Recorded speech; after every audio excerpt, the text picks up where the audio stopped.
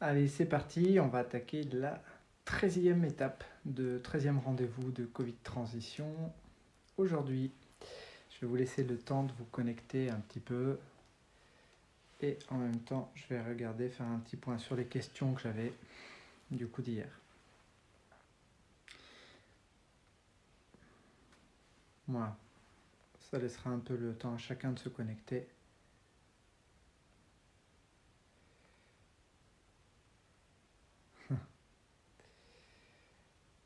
Je lis les commentaires parce qu'on avait dit qu'aujourd'hui on continuerait du coup ce qui a été initié hier sur du coup comment et pourquoi ne pas avoir peur de la mort. Et donc comme hier je ne pouvais pas accéder aux commentaires que vous avez mis, et bien du coup je vais pouvoir regarder vos commentaires là. Et j'ai pris aussi l'option de l'iPad qui me permet d'accéder directement au direct, au message, comme ça au moins je suis sûr que je ne louperai plus aucun commentaire, c'est terminé. Voilà, comme je n'ai pas réussi à la régler directement sur le téléphone, et bien au moins c'est fait. C'est fait depuis ici. Hop, voilà. Ah, mais ça va être beaucoup mieux là. Voilà, il y avait une petite option pour rendre la qualité un peu meilleure. Et maintenant c'est fait. Génial. Bonjour à tous et bienvenue. Je vais vous mettre un petit bonjour ici. Hop. Voilà, comme ça. On ne sait jamais si ça aide à vos commentaires, mais cette fois vous pouvez le mettre. C'est parti. Alors, du coup, je vais dire les questions qu'on avait hier.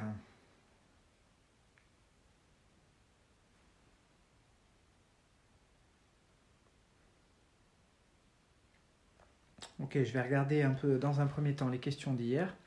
Et puis après, je me connecterai au live sur l'iPad. Ici, hop, comme ça je regarderai du coup vos commentaires en même temps. Et comme ça vous pourrez poser toutes vos questions. Donc déjà vous pouvez les poser s'il y en a qui vous sont venus depuis hier. Si vous avez des questions, si vous avez des réflexions que vous êtes faites hier, pendant le live ou même après, ou en discutant autour de vous, si ça a été le cas, justement sur la vie, sur la mort, eh bien ça sera intéressant de voir un petit peu comment tout ça a mûri un petit peu dans votre tête, quelles sont les pensées qui sont ressorties de ça. Voilà, du coup, hop, on va attendre encore quelques instants que les derniers se connectent. Et puis après, on va attaquer donc cette 13e étape aujourd'hui. C'est déjà le 13e rendez-vous de Covid Transition. Ça fait donc 13 sessions. Et alors, ce que je vais vous proposer là, ça va être encore plus riche pour les prochaines sessions à venir, puisque on est mercredi si je ne me trompe pas, on va aller jusqu'à vendredi cette semaine. Voilà, donc encore demain et après-demain. Ce week-end, du coup, il n'y aura pas de Covid transition, je vous laisserai le week-end de libre pour un peu souffler. Et si c'est le moment où vous voulez faire autre chose aussi dans cet horaire-là, pour ne pas être bloqué tous les jours non plus. Et puis de mûrir un petit peu déjà ce qu'on a travaillé, ce qu'on a vu. Si vous voulez revoir certains lives, vous pourrez le faire.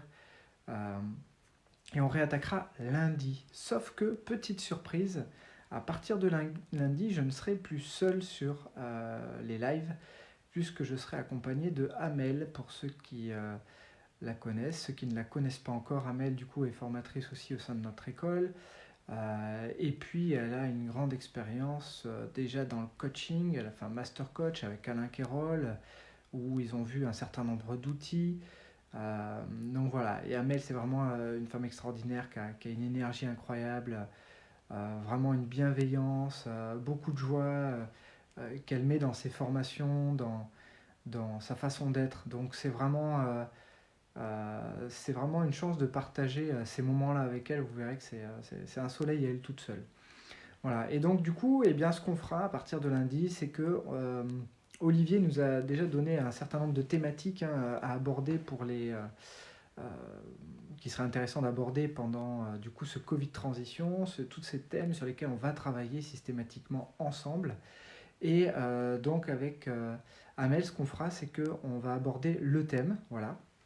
On dira, ben voilà, le thème par exemple de lundi, et on va faire un calendrier, hein, mais le thème de lundi, ça sera travail sur ben voilà, le fait de rester chez soi dans le confinement, la gestion du couple par exemple, comment on gère la relation de couple, comment on gère la relation avec les enfants, quoi faire de plus avec les enfants, mais ça peut être aussi comment construire votre vie professionnelle. Donc voilà, et vous pourrez poser toutes vos questions et on y répondra tous les deux. C'est-à-dire que moi je donnerai ma vision, ma perception, et Amel vous donnera aussi sa vision, sa perception à travers nos expériences qui sont différentes, et ça sera vraiment intéressant. Vous aurez vraiment une double perception avec des outils aussi qui sont à la fois similaires. On a des outils similaires avec Amel puisqu'on enseigne tous les deux l'hypnose, mais il y a aussi des outils qui sont complémentaires. Voilà, puisque du coup moi j'ai d'autres outils que l'hypnose et Amel a aussi d'autres outils que l'hypnose. Donc voilà, on va vous partager tout ça, ça sera encore plus riche et on fera ça du coup à partir de lundi. Voilà, donc pour tous ceux qui viennent d'arriver, bonjour à tous, hein. Bonjour Piaf, Louisa, Laurence, Damien également, Christelle, Jean-Daniel, Séverine. Ça me fait vraiment plaisir Valérie de vous retrouver tous les jours. Là c'est vraiment notre petit rendez-vous sur lequel on va travailler ensemble. Et tous ceux qui nous regardent en replay aussi, hein, que j'ai pas cité, bonjour à tous. Et même si vous êtes en replay, mettez des commentaires parce que je peux les regarder après coup et puis m'en inspirer pour les sessions d'après s'il y a des réponses à faire, etc. Ok. Donc, comme je disais cette fois, bonjour Eve, bienvenue. J'ai du coup un iPad qui va me permettre de voir vos commentaires et j'aurai plus de problème de commentaires cette fois. Donc je verrai tous vos commentaires. Donc si vous avez des questions, posez-les. Là, on va terminer plutôt le sujet qu'on a entamé hier, c'est comment et pourquoi ne plus avoir peur de la mort. Voilà, comme j'ai pas pu vous faire participer hier, mais en fait c'était pas si mal que vous ne participiez pas parce que ça m'aurait un peu coupé dans mon processus de réflexion et de distribution de l'information. Donc, je pense que c'était une bonne chose finalement que j'ai pu dérouler le sujet sans être coupé, sinon il aurait fallu que je parte dans d'autres domaines. Voilà. Et là aujourd'hui, ben, c'est bien, on va débriefer un petit peu sur tout ça, sur hier, sur vos pensées, sur vos questionnements là-dessus. Et puis, vous allez voir que certainement, les choses vont commencer à se regrouper. Salut Fabrice et bienvenue également. Ah et du coup, je vais regarder un petit peu vos commentaires d'hier et je vais voir si jamais dedans il y a des questions de fond. On va commencer par ça et ensuite je vais me connecter avec l'iPad sur le live d'aujourd'hui pour voir vos commentaires d'aujourd'hui et vos questions d'aujourd'hui ou de ce qui en est ressorti. Bien sûr, pendant que je fais ça, je vous invite à liker le live bien sûr, mais surtout de le partager puisque du coup, encore une fois, c'est pour permettre à un plus grand nombre de personnes de travailler sur eux et de découvrir ces sujets-là. Et vous pourrez les retrouver aussi bien sur notre page Facebook Centre Hypnose PNL. Pour les anciens élèves, vous les retrouverez dans le club EIH PNL. Et sinon, pour tous les autres, vous retrouverez également sur notre page YouTube Centre Hypnose PNL, EIH PNL. Voilà. Allez, du coup, donc Patricia qui disait on a peur parce qu'on ne se souvient pas de nos réincarnations ou juste déjà parfois un endroit déjà vu ou un ressenti s'est inscrit dans les cellules. Voilà. Alors après, effectivement, on peut parler de réincarnation, j'en ai pas trop parlé hier et ça a été un choix volontaire. Pourquoi ? Parce que oui, je suis également formateur en hypnose spirituelle et symbolique. Donc j'accompagne des personnes à vivre des régressions karmiques, c'est-à-dire d'aller dans des vies antérieures pour régler des difficultés de cette vie présente, mais qui seraient liées à une vie antérieure. Voilà, on se rend compte qu'il y a des schémas répétitifs où on n'arrive pas à sortir, où l'esprit est bloqué, où il se flagelle un peu dans des stratégies d'auto-sabotage, et on se rend compte que cela provient du passé.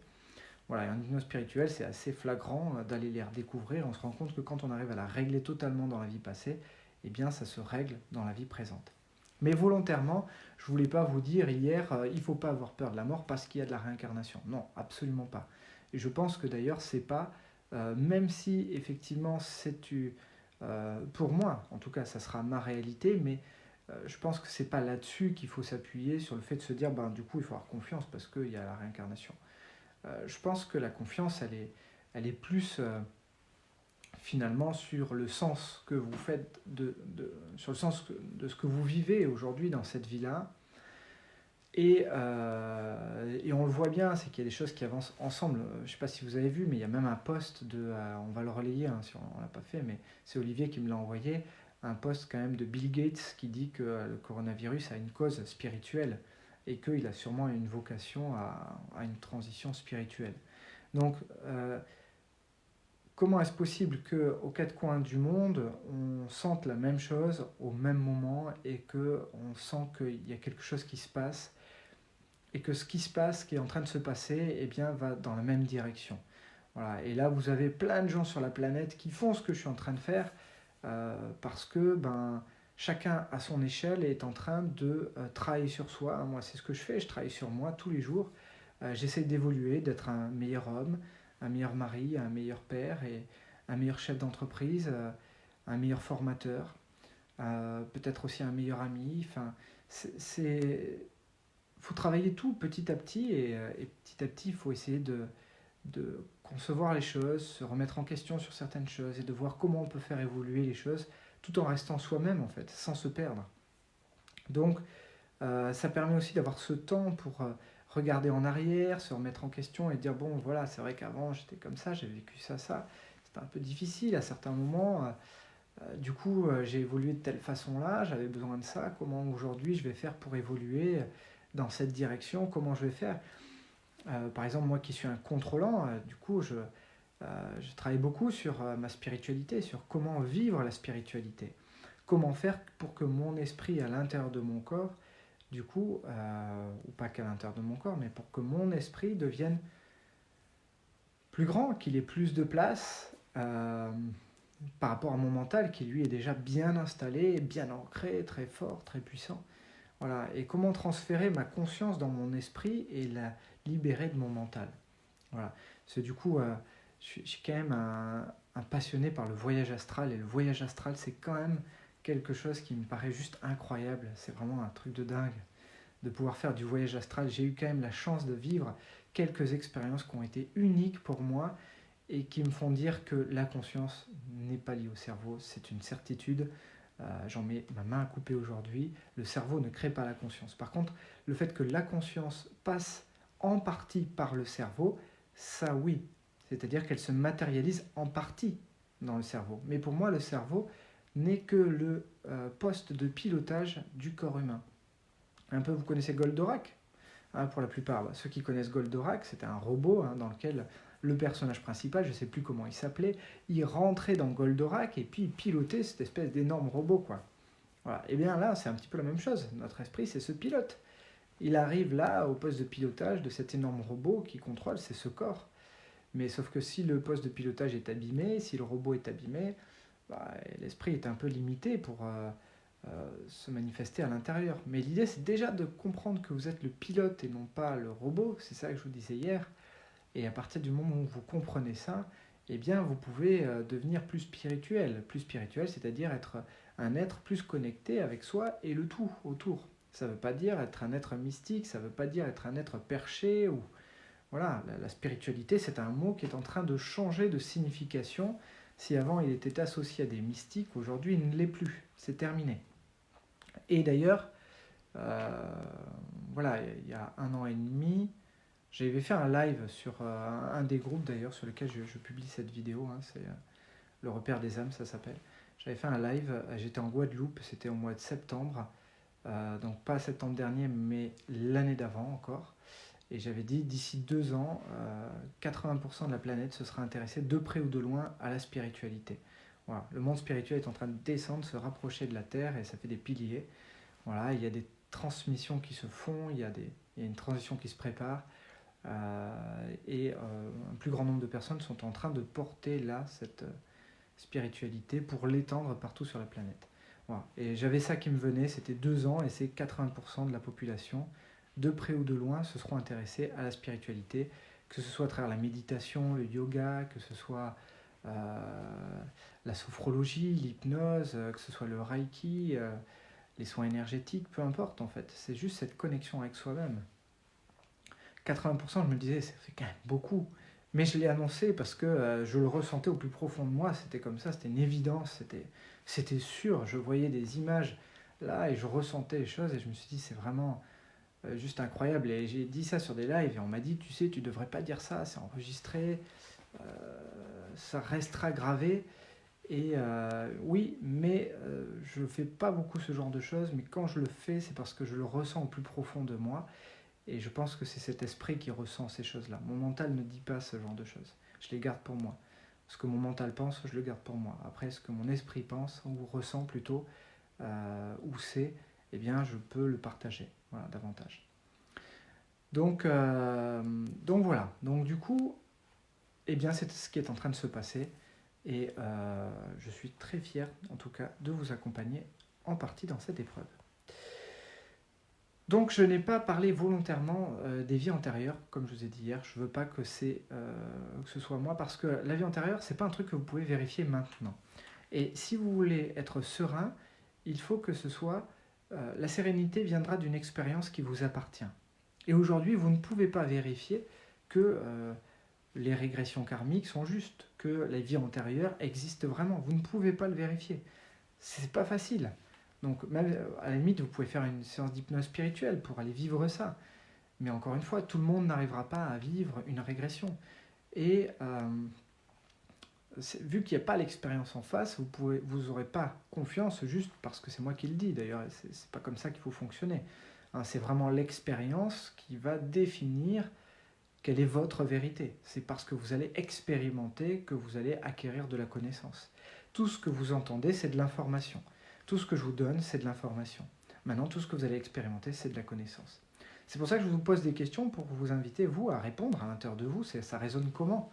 C'est quoi la réponse qui vient à chaque question? Et c'est vous qui allez faire votre cheminement, vous aurez votre réalité. Mais au moins, quand vous allez penser quelque chose, ça aura du fond, ça sera puissant, parce que vous saurez exactement pourquoi vous pensez ça. Et c'est ce qui fait qu'une personne doute et qu'une autre personne doute moins là-dessus. C'est que du coup, une personne qui doute moins, elle a répondu à plus de questions à l'intérieur d'elle, elle a exploré plus en profondeur à l'intérieur d'elle. Et une personne qui doute, c'est parce qu'elle ne s'est pas posé les bonnes questions, elle n'a pas répondu aux bonnes questions à l'intérieur d'elle. Alors ça ne veut jamais dire qu'il faut être sûr de soi et ne plus être ouvert au monde, hein. Bien entendu, il faut toujours rester ouvert au monde, aux autres, et puis jamais se dire qu'on sait, parce qu'à partir du moment où on pense savoir, on s'arrête de découvrir. Voilà. Donc même ce que je pense savoir aujourd'hui, je laisse toujours ça d'une façon ouverte et modifiable pour que ça reste tout le temps juste, le plus juste possible en tout cas. Donc voilà. Allez, Diane, j'ai arrêté d'avoir la peur de la mort quand j'ai compris que notre âme-esprit, elle ou lui, survivent. Eh ben, ouais, effectivement, là aussi, c'est sûr que la réincarnation, dans certains cas, ça va être rassurant de se dire, ben oui, mais si mon esprit survit, ben en fait, de quoi j'ai peur? Voilà, et je suis exactement ok avec cette idée-là, et je trouve que finalement, ça ne s'arrête pas. L'ego s'arrête, mais pas la vie. Et du coup, si la vie continue, eh bien, ce n'est pas de la mort qu'il faut avoir peur, mais éventuellement de la souffrance qui emmène vers cette mort. Mais la souffrance n'est pas liée à la mort. Donc, ce n'est pas la peur de la mort, c'est la peur de la souffrance.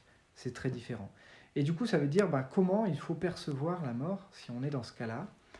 Comment il faut la percevoir alors, s'il ne faut pas en avoir peur? Qu'est-ce qu'il faut penser de la mort, du coup, pour ne pas en avoir peur? C'est quoi qu'il faut penser, du coup? Si jamais on se dit, effectivement, comme on a dit hier, il y a un projet plus grand que ce qu'on est en train de vivre, il y a un projet pour nous, il y a un projet, notre vie a du sens. Si on est là avec des qualités, des capacités, c'est que ça a du sens, et donc que ça sert un sens plus grand. Et donc, du coup, ok, ça veut dire qu'il y a un moment donné où cette vie n'aura plus de sens de continuer. Et il y a un moment donné où elle va s'arrêter, où ça sera nécessaire. Et il y a quelque chose qui nous dépasse.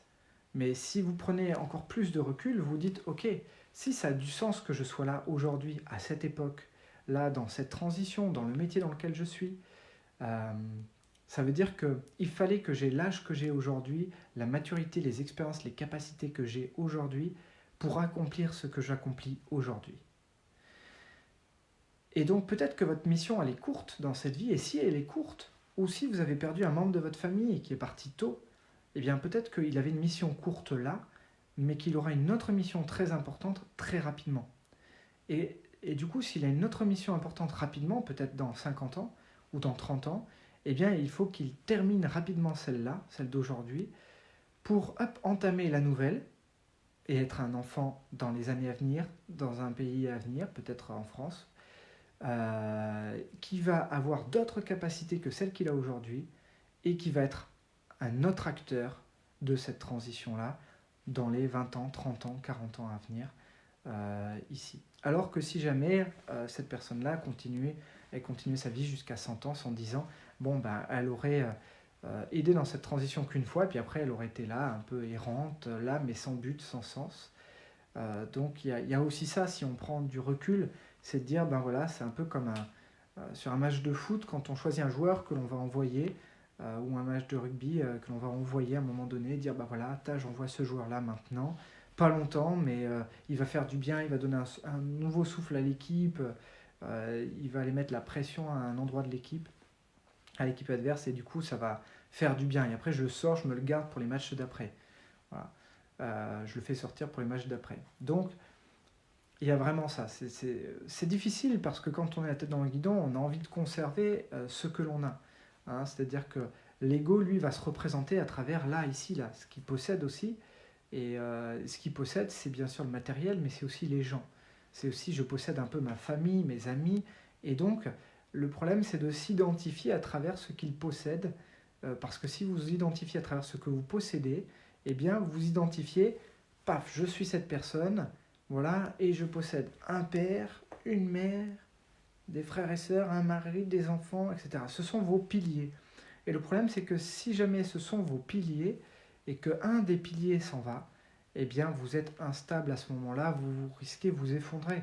Hein, si vous mettez une maison sur pilotis et que vous enlevez un des piliers qui sont importants, eh bien, la maison s'effondre.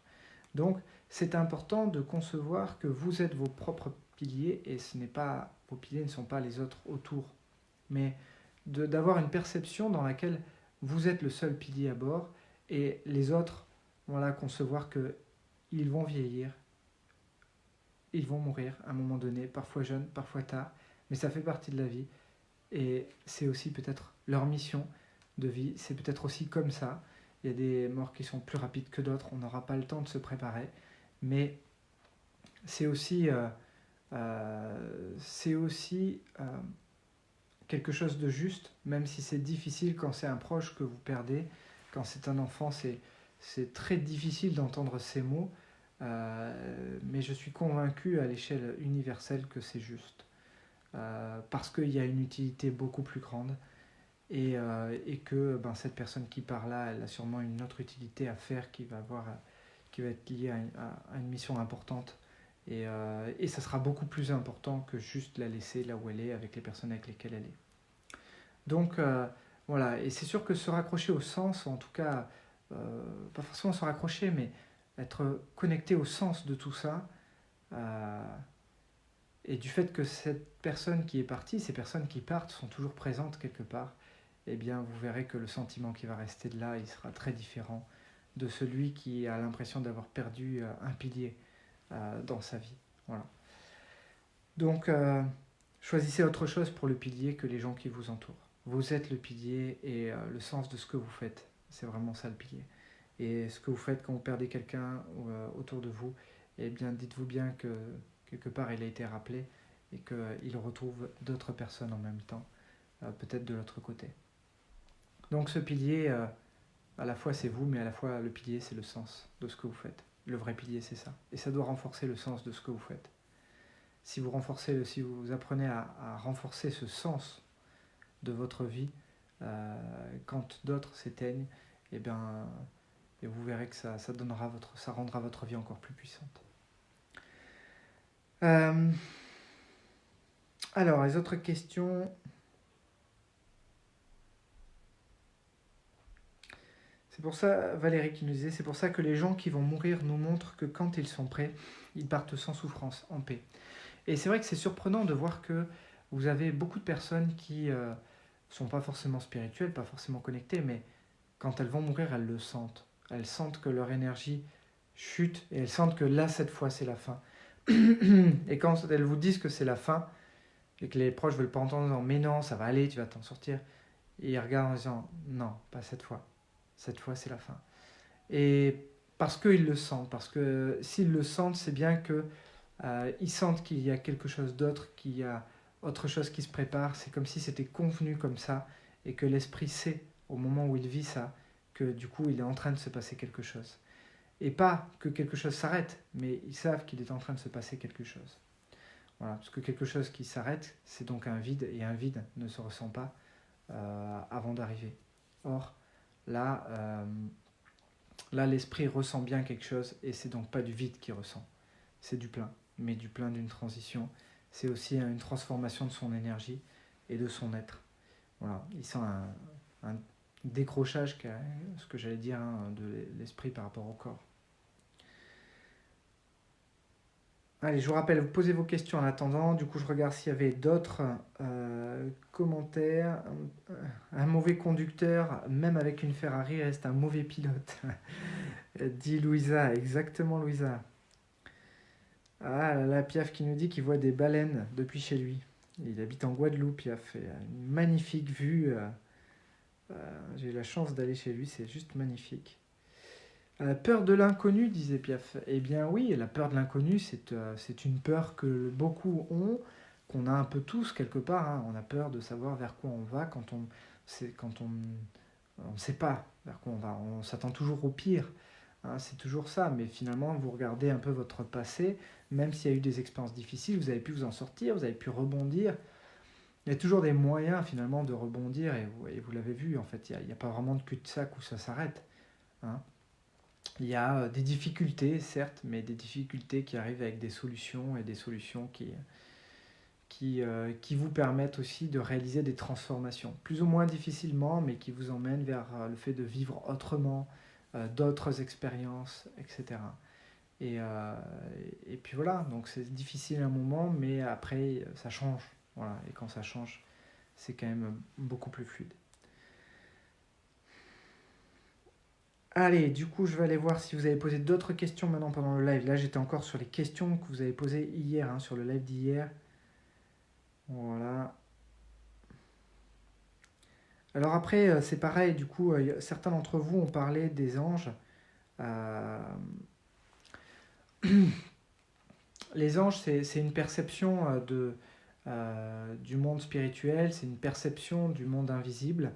Euh, et je pense vraiment que dans la lumière, il y a vraiment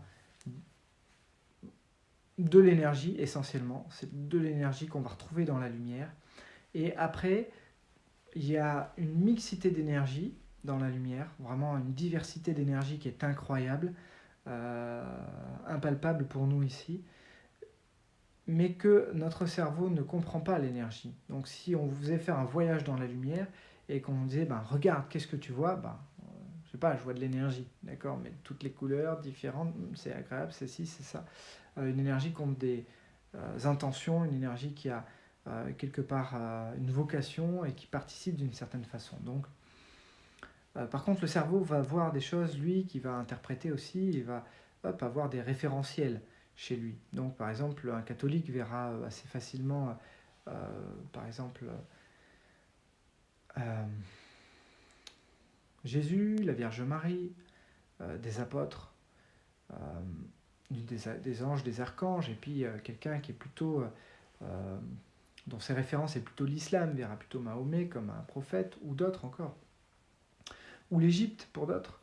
Mais en fait, ce qui compte, c'est pas se dire voilà, je suis affilié à ça parce que j'ai vu ça. Dans le chamanisme, on parle des animaux totems. Euh, mais en fait, ce qui compte, c'est pas vraiment ce que vous voyez, mais c'est la symbolique des choses. Et la symbolique est beaucoup plus puissante que l'image que vous voyez. L'image que vous voyez, c'est le moyen de comprendre et d'accéder plutôt à une symbolique plus grande. Si vous parlez des animaux totems dans le chamanisme, ça n'est qu'une question de symbolique. Voilà. Et parce que pour vous, dans votre dictionnaire des symboles, chacun a son propre dictionnaire des symboles, au même titre que je vous dis, un catholique aura en référence peut-être Jésus ou la Vierge Marie, et pour du coup un islamiste, ben, ça sera plutôt, ou un musulman, ça sera plutôt Mahomet en référence. Donc voilà, ce qui compte, c'est votre dictionnaire à vous, c'est pas le dictionnaire de tout le monde, c'est votre dictionnaire. C'est-à-dire que c'est l'image que vous allez recevoir, que vous allez vivre pour traduire quelque part l'information que vous allez voir. Voilà. Donc, oui, on peut parler d'anges, mais je ne m'arrêterai pas à dire, voilà, ce sont les anges qui font ci ou ça, parce que du coup, je préfère laisser plein d'ouverture et dire la lumière, ce n'est pas que ça, c'est riche, il y a plein de choses, et du coup, plus tard vous la verrez, mieux c'est, hein, pour nous sur cette terre, mais voilà. Allez, du coup, est-ce qu'il y avait d'autres questions? Voilà, Angélique qui disait, depuis la formation hypnose, je ne sais plus quoi penser. Avec les expériences de vie antérieures, ça suppose un après et en même temps, je trouve ça angoissant. C'est vrai, il y a des gens qui se disent, il va falloir que je revienne. Ça peut être angoissant. Mais dites-vous bien une chose, c'est que plus on fait, mieux on fait les choses et plus c'est facile dans les vies qui suivent. Voilà. Donc, travailler aujourd'hui, c'est déjà aussi cultiver, préparer, c'est semer pour votre avenir de cette vie-là, mais aussi l'avenir des vies à venir. Voilà, Céline qui disait, tu dis que l'on ne doit pas avoir peur de la mort car il y a réincarnation. Eh bien, comme je disais tout à l'heure, on ne peut pas valider le fait qu'il y ait réincarnation, vous ne pouvez pas être convaincu de ça. Donc du coup, je vous invite plutôt à vous connecter, comme je disais tout à l'heure, à autre chose, mais plutôt au sens de votre vie et à un sens plus grand, et de voir qu'il y a un sens plus grand et qu'on va tous dans la même direction.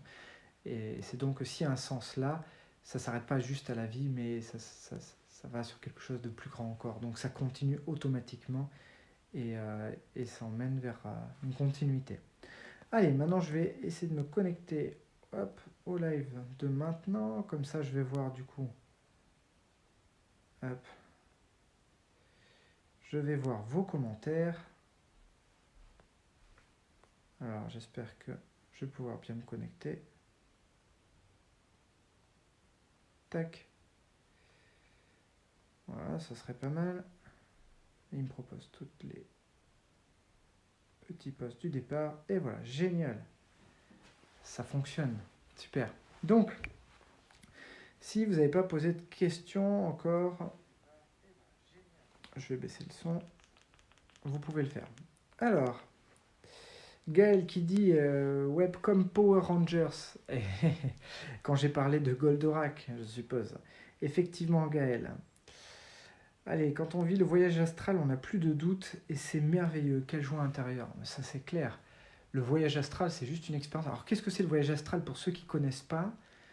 On dit que votre esprit voyage toutes les nuits. Et d'ailleurs, je pense que c'est son moyen à lui de se ressourcer. Pendant que le corps est en train de se reposer et qu'il est à l'arrêt, qu'il dort, eh bien, l'esprit voyage et il en profite pour aller se ressourcer dans sa source, justement. Et il en profite aussi parfois pour aller dans d'autres endroits, pour rencontrer d'autres personnes.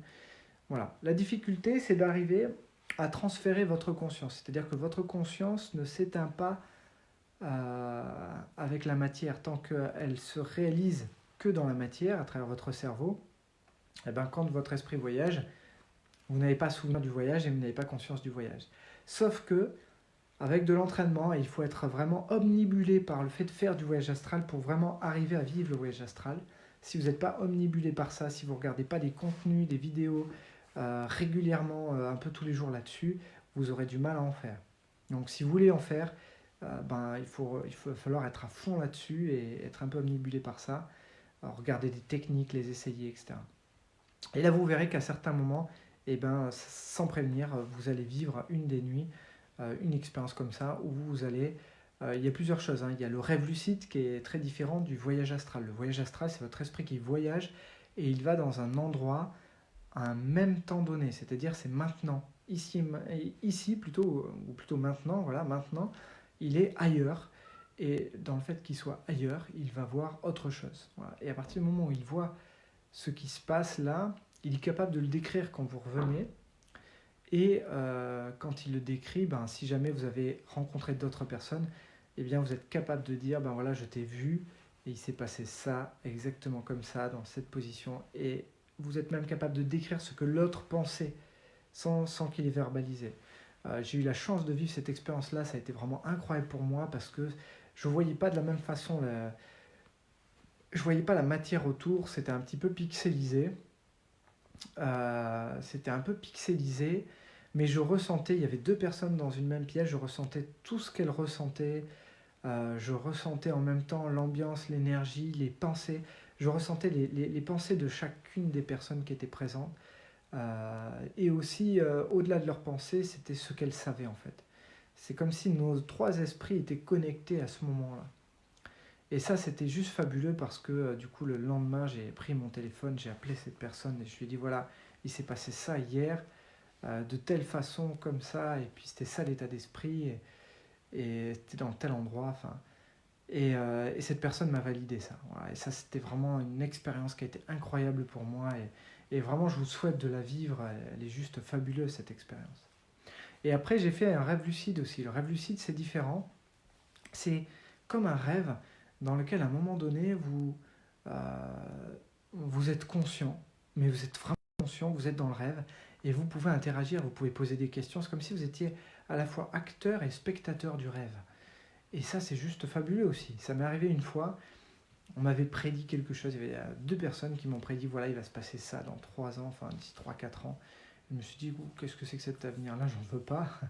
Ça m'inquiétait un peu. Et le soir, j'ai dit à mon esprit, avant de dormir, je lui ai dit, écoute, je veux que tu me montres ce qui va se passer. C'est important, je veux que tu me montres ça. Et j'étais catégorique, ça me faisait un peu flipper finalement, cette prédiction-là. Donc j'ai demandé. Et puis à un moment donné, pendant le rêve, j'étais en train de dormir et d'un coup, c'est comme s'il y avait un rond qui s'était ouvert. C'était tout noir autour, hein, ça faisait vraiment un rond, un peu comme à la télé, c'était marrant. Et là, je voyais la pièce, je voyais le lieu, je voyais ce qui était en train de se passer, je ressentais un peu l'état d'esprit, mais aussi les conditions dans lesquelles ce qui se passait. Et au moment où je voyais ça, dans ma tête, vu que j'étais en rêve lucide, c'est-à-dire j'étais conscient spectateur, j'ai dit mais comment faire pour éviter ça? Et là, j'avais pas fini de poser la question que la réponse là, elle m'est venue, elle est rentrée en moi la réponse. Et là j'ai dit ah ok, c'est juste ça. D'accord. Et puis ça s'est arrêté là.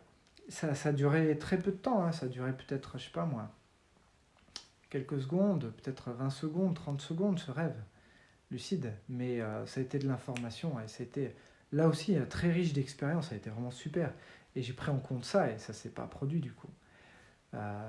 Donc c'est top, voilà. Mais là, c'est un rêve dans lequel on est vraiment concentré. Rien à voir avec le matin, quand vous vous réveillez, que vous êtes à moitié réveillé, vous vous souvenez de votre rêve, vous fermez un peu les yeux, vous êtes un peu dans votre rêve, vous avez envie de le maintenir. C'est vraiment différent, hein. Là, j'ai pas choisi le rêve, j'ai pas choisi d'y penser.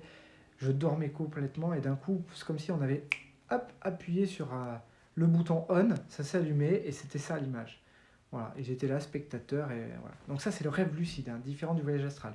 Voyage astral, si vous maîtrisez ça, si vous apprenez à maîtriser ça, vous serez capable d'aller à l'autre bout de la planète à un moment donné, de décrire ce qui s'y passe sur la Lune, de décrire ce qui s'y passe ailleurs. Enfin voilà, ça pourrait être juste fabuleux, mais d'aller aussi voir chez des amis, etc.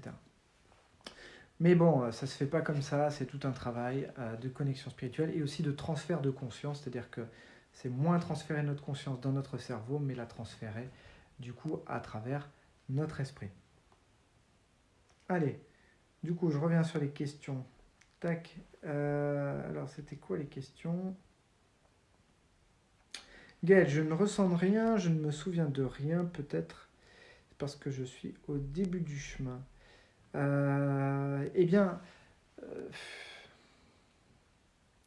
ça dépend par rapport à quoi on dit ça, mais si tu parles de vie antérieure ou juste des sensations en général, mais euh, le voyage astral, c'est quelque chose qui se travaille. Les vies antérieures, c'est pareil.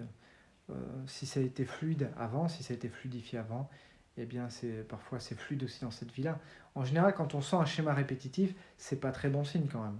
Quand il y a un schéma répétitif, c'est-à-dire que votre esprit porte une forme de culpabilité de ce qui a pu se produire dans une vie antérieure et il cherche une compensation. Il cherche un moyen de compenser finalement ce qu'il a fait ou pas assez fait dans une vie antérieure. Donc je vous dirais à la limite, si tu sens rien, c'est même mieux. Hein, dans un cours de Qigong ou de Tai Chi, c'était notre maître qui a dit, vous savez ce qu'on ressent quand l'énergie circule vraiment bien. Et là, on s'est dit, waouh, génial, le maître va enfin nous livrer un secret. Un truc vraiment rare pour un japonais. Et là, il nous a dit, eh bien, on ressent rien. À la fois, c'était la déception, et à la fois, c'est juste. Parce que si vous ressentez rien dans votre corps, parce que l'énergie elle circule bien. Voilà, à partir du moment où il y a un obstacle, si vous prenez un coup, l'énergie va être un peu bloquée à cet endroit-là, et là vous allez ressentir effectivement que ça ne circule pas, qu'il y a un problème. Donc voilà. Allez, hop, je reprends les autres questions.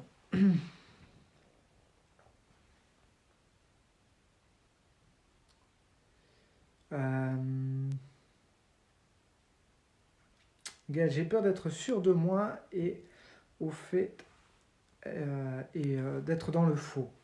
Et ouais, bien sûr, on ne peut pas être sûr de soi, mais l'idée c'est pas de se convaincre d'être sûr de soi, mais l'idée c'est juste d'être objectif sur les expériences que l'on vit et de vraiment vous connecter aux expériences. Et quand vous vous connectez aux expériences, il y a des expériences qui sont tellement puissantes, tellement fortes que vous ne pouvez pas la remettre en question, c'est compliqué. Alors après, ça ne veut pas dire qu'il faut le créer sur tous les toits, mais il faut juste garder en mémoire le fait que vous avez vécu cette expérience-là et qu'elle est vraiment unique en fait. Autre question.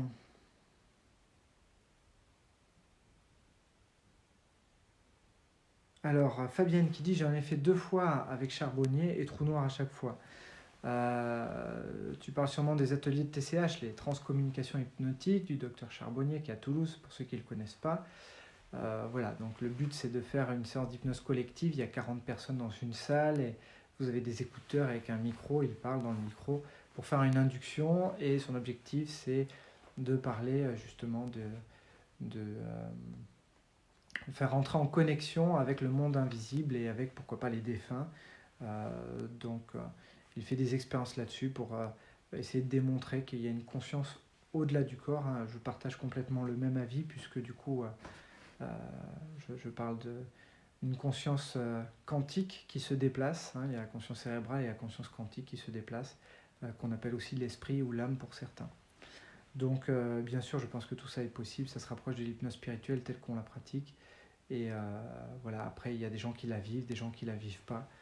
Il y a certaines conditions pour pouvoir la vivre et ça n'est pas accessible à tout le monde et ni dans ces conditions-là. Mais pour ceux qui la vivent, c'est une chouette expérience. On pourrait traiter de l'ego si on a le temps. C'est noté, Louisa. C'est prévu. Alors, coucou Sabrina à Miami. Oh, génial, Miami. Eh bien, bonjour à Sabrina, bonjour à tout le monde de Miami.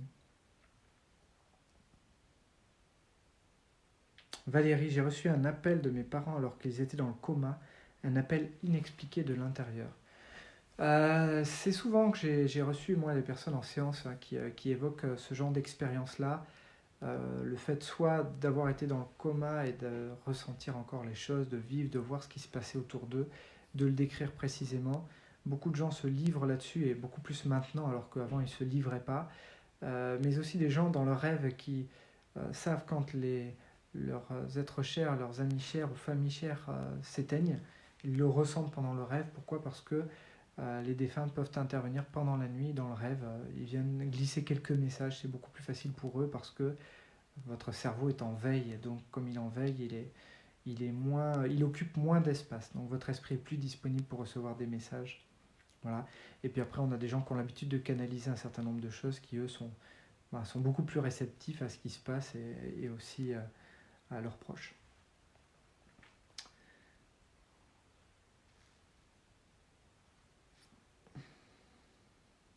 Laurence, moi je n'ai jamais vécu ça, malheureusement.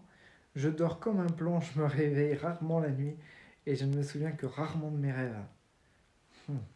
Avec le petit smiley qui réfléchit. Laurence. Et oui, et bien après, il faut voir, est-ce que du coup, Laurence, est-ce que c'est quelque chose qui te travaille? Est-ce que c'est quelque chose qui t'intéresse et vers lequel tu sens que tu as envie d'aller? Je pense que on y va quand on se donne les moyens. Et moi, longtemps, j'ai attendu. Et bien, quand j'ai attendu, il ne s'est pas passé grand-chose. Mais c'est vrai qu'il y a des types de pratiques pour lesquelles on sent pas, on est curieux, mais on sent pas l'énergie d'aller la découvrir. On sent que on aimerait bien savoir, on aimerait bien vivre cette expérience-là, mais on n'a pas l'énergie ni le temps à consacrer à ce genre d'expérience. Par exemple, le voyage astral, beaucoup font ça à 5 heures du matin. Hein, ils mettent le réveil, ils se réveillent, ils se lèvent, ils vont aux toilettes et ils se couchent. Et ensuite, une des techniques pour sortir du corps, c'est la paralysie du corps. Donc, c'est la catalepsie du corps, c'est-à-dire que en fait, ils se mettent là et ils ne bougent pas dans le lit. Votre cerveau, pour s'assurer que vous allez bien dormir, va vous générer un besoin de bouger.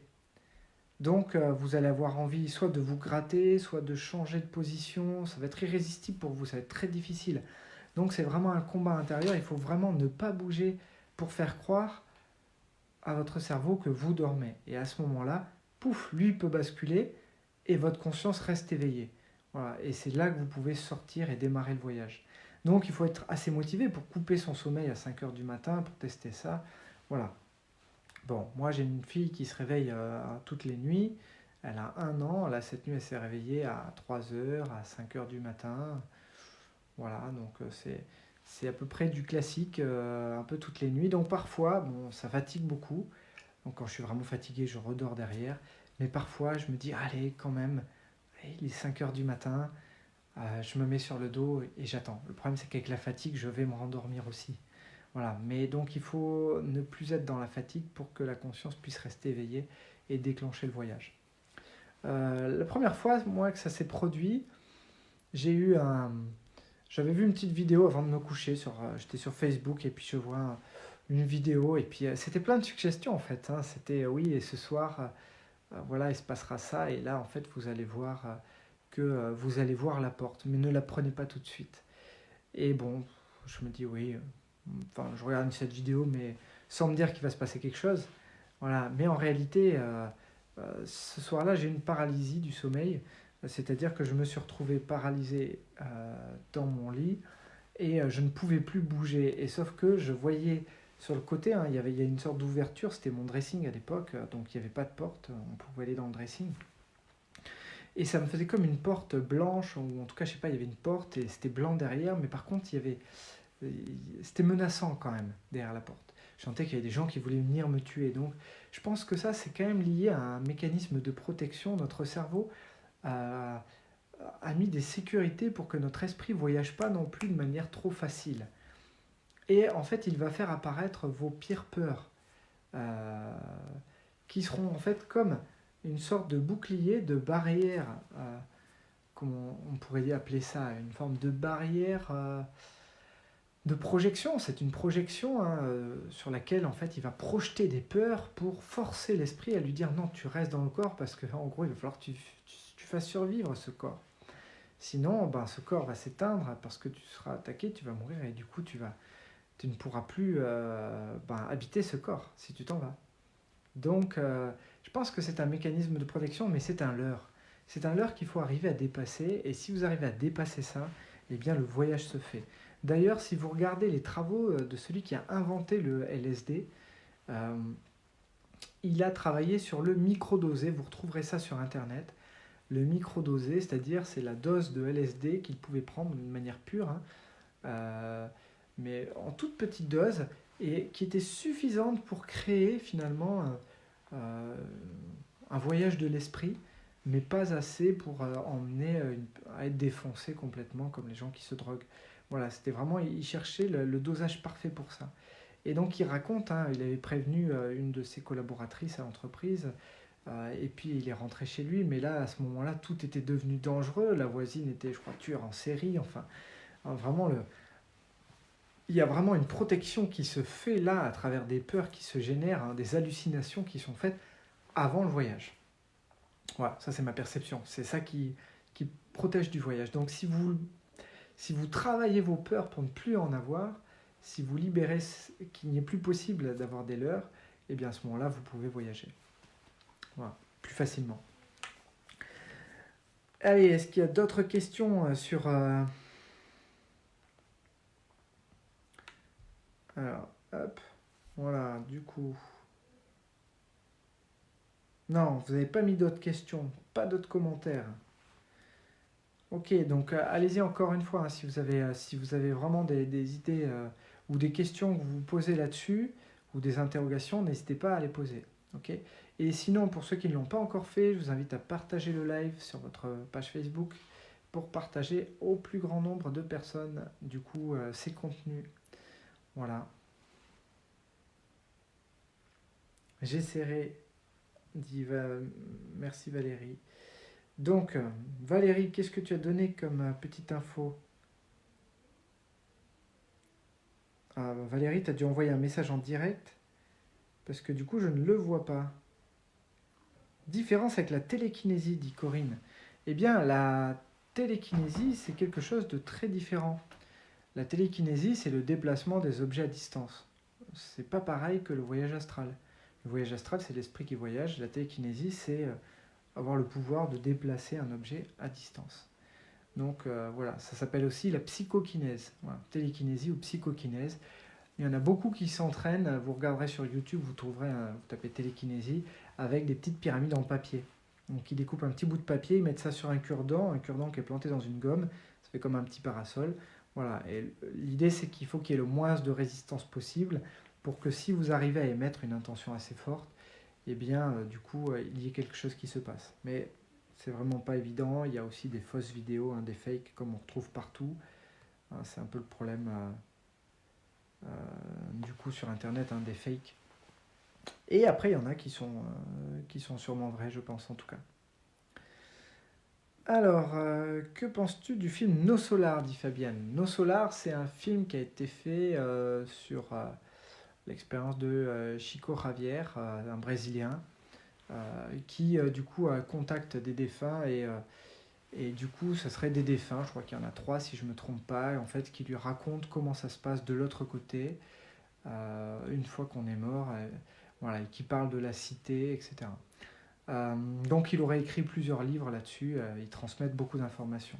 Alors, à la fois, le film en fait essaye de refléter un petit peu ce que l'on peut voir dans la lumière, mais à partir du moment où je dis que dans la lumière c'est surtout de l'énergie que l'on y voit, on ne peut pas faire un film avec de l'énergie. Donc effectivement on va décrire, on va essayer de matérialiser des choses. C'est intéressant parce que ça permet quand même de donner une notion de réincarnation, d'une vie après la mort, du fait qu'on retrouve quand même des énergies similaires à la nôtre dans un objectif commun, ce qu'on appelle la famille d'âme. Euh, mais à la fois, je ne suis pas convaincu que la lumière soit ça. Je pense que c'est peut-être une partie de ce que l'on peut trouver dans la lumière. C'est une perception, c'est une expérience. Je pense que ce qu'on retrouve dans la lumière, c'est tellement riche, c'est tellement vaste et infini, que vouloir enfermer ce qui se passe dans la lumière au fait de dire, ben voilà, il y a des anges dans la lumière, on retrouve les anges, on retrouve la cité, etc. C'est comme ça, c'est comme ça.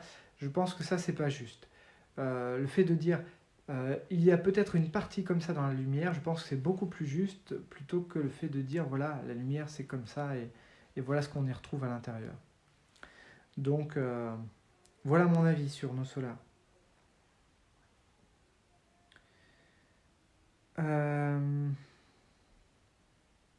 Voilà, et quand on sent que quelqu'un d'invisible se met à côté de vous dans votre lit par exemple, eh bien oui, ça arrive. Et pas que dans le lit d'ailleurs. On peut sentir des présences. Du coup, l'intérêt de l'antenne de l'échelle, je ferai une petite présentation sur l'antenne de l'échelle plus tard. Mais c'est ça l'antenne de l'échelle avec une graduation. Voilà, pour ceux qui ne connaissent pas, avec un shunt. Ce qui permet de voir justement un esprit bien dans un corps ou en dehors du corps. Et voilà. Mais je détaillerai ça dans une autre vidéo. Donc oui, effectivement, on peut ressentir parfois des défunts. Il ne faut pas confondre des défunts et des présences. Une entité et une présence. Une entité, c'est un esprit qui n'a pas vu la lumière encore, mais qui est sorti du corps, qui n'est plus incarné, puisque son corps est mort, mais qui n'est pas monté dans la lumière. Voilà. Il a besoin d'énergie, donc il parasite souvent l'énergie environnement, l'énergie des lieux, parce qu'il a besoin d'en aspirer pour survivre. Je détaillerai ça dans une prochaine vidéo. Alors que, peut-être demain ou après-demain, parce que c'est un peu moins les sujets d'Amel, ça, donc du coup j'aborderai sûrement ça demain ou après-demain. Là, on sera pour le coup vraiment bien dans la spiritualité. Et alors qu'une présence, c'est un esprit qui est monté dans la lumière et qui redescend juste pour voir, pour être là, pour être présent. Et c'est une énergie qui est par contre là beaucoup plus chaleureuse. Voilà. plus douce, plus harmonieuse, alors qu'une entité elle est froide, ça fait comme un courant d'air, c'est froid. Christine, mon frère est décédé il y a 2 ans, depuis je ressens régulièrement un souffle sur mon visage avant de m'endormir. Un lien? Point d'interrogation. Eh bien c'est fort possible Christine, c'est fort possible. C'est fort possible que ce soit ça et tu peux en même temps lui poser une question avant de t'endormir et lui dire j'aimerais que tu me répondes dans mes rêves. Voilà, est-ce que c'est toi? Est-ce que du coup tu as quelque chose à me dire? Est-ce que tu as un message à me dire? Et je compte sur toi pour me le transmettre à travers un de mes rêves ou le moment qui sera le plus propice si c'est toi, afin que voilà, je reçoive ton message et que tu me dises ce que tu as à me dire.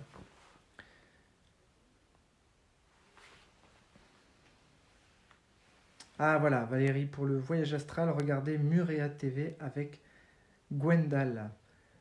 Ok, Valérie, tu as essayé du coup, Valérie, tu as expérimenté un petit peu ça, je regarderai également. Voilà, grand coucou d'Ali d'Allemagne.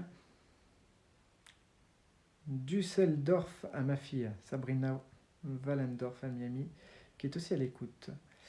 C'est super de permettre à travers ce live, parce que la famille se retrouve du coup en même temps sur ces lives, c'est vraiment génial. Bonjour à tout le monde en tout cas.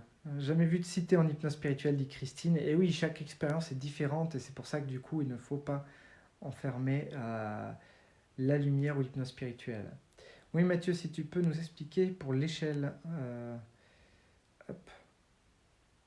Alors attendez, le commentaire est parti. Voilà, faire une vidéo pour ça, super. Eh bien, je vous fais ça demain. Allez, demain, pour ceux qui ne connaissent pas, je vous parlerai de l'antenne de l'échelle. Et moi qui suis un cartésien, qui suis un contrôlant, et bien là, vous verrez que je vais vous parler de science et de spiritualité en même temps. Et comment finalement la spiritualité est quelque chose de très concret. Et du coup, comment on va pouvoir voir tout ça. D'accord? Donc, je vous montre tout ça demain à 15h. Et voilà. Gaël qui dit, je ne sais pas si tu en as déjà parlé, je voudrais savoir quand être suffisamment sûr d'un chemin, d'une orientation pour passer à l'acte, car la connaissance seule ne conditionne pas le passage à l'acte. C'est au-delà de cela.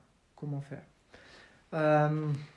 Eh bien, en fait, c'est pas le passage à l'acte, c'est... d'ailleurs, Gaël, il me semble que tu as un thème à 17h et je pense que tu sauras pourquoi en ce moment tu peux avoir des doutes justement là-dessus. Betty t'en parlera de tout ce qui est la période en cours et ton période de vie à 11, elle t'en parlera tout à l'heure. Mais en fait, c'est un ressenti profond en fait. Il y a une grande difficulté et Olivier me l'a mis dans un des sujets, donc je le traiterai. C'est traiter l'impatience. C'est comment gérer l'impatience. Et ça, c'est vrai que c'est pas facile parce que quand vous savez un petit peu ce vers quoi vous devez aller, mais en fait, ce qui est très difficile, c'est qu'il y a une notion de temps. Et respecter le temps, c'est pas facile. Et il faut travailler la confiance pour ça. Mais la confiance, ça veut dire qu'il va falloir trouver le juste temps et quand même faire les choses à un minimum, mais pas trop et pas assez aussi. Voilà, juste ce qu'il faut. Donc, je traiterai ça dans le sujet avec l'impatience. Elle quitte toujours mon patient, dit Corinne. Mais je vois pas de quoi tu parles, Corinne. Parce que je vois pas la phrase d'avant. Oui, avec ses explications, il fait des peintures suite à ses retours de voyage. D'accord, ok. Sur Murea TV, peut-être, c'est peut-être de là que tu dois parler, Valérie. Ok, bon, en tout cas, je regarderai tout ça également. Et puis, voilà. Donc, n'hésitez pas si vous avez d'autres questions. Demain, donc, je vous fais un live sur l'antenne de l'Échère. Et puis, voilà. Et là, je vous décrirai précisément certaines choses grâce à l'antenne de l'Échère. Voilà. Je vous invite encore une fois à partager si vous ne l'avez pas encore fait. Et puis, si vous avez aimé, vous pouvez mettre un petit like avec plaisir ou un petit cœur. Ça fait toujours plaisir. Et puis, sinon, je vous invite à continuer ces réflexions, ce travail. Et demain, voilà, on rentre dans le vif du sujet, l'antenne de l'Échère. Après-demain, je ne sais pas encore. On verra quel thème on abordera. Je vous le donnerai demain, le thème de vendredi. Je vous rappelle, samedi, dimanche, c'est la pause. Et lundi, on se retrouve avec un double live, c'est-à-dire un live, mais que je co-animerai avec Amel, du coup, qui est également formatrice en hypnose, qui est un master coach, qui fait de l'accompagnement depuis très longtemps, qui a vraiment vocation à accompagner des groupes et une super énergie. Donc voilà, donc je suis vraiment très content de partager ces lives avec elle et de vous faire découvrir Amel sur ces lives. Ça va être vraiment génial. Voilà, je vous souhaite une belle soirée à tous et continuez de travailler sur vous, c'est important. Je le fais moi de mon côté et chacun doit le faire et c'est vraiment comme ça qu'on avance tous ensemble. Encore félicitations pour votre travail, pour votre régularité, d'être là tous les jours et vraiment ça me fait plaisir de vous voir là et puis de vous voir continuer comme ça. Je vous dis à demain, belle journée à tous, au revoir.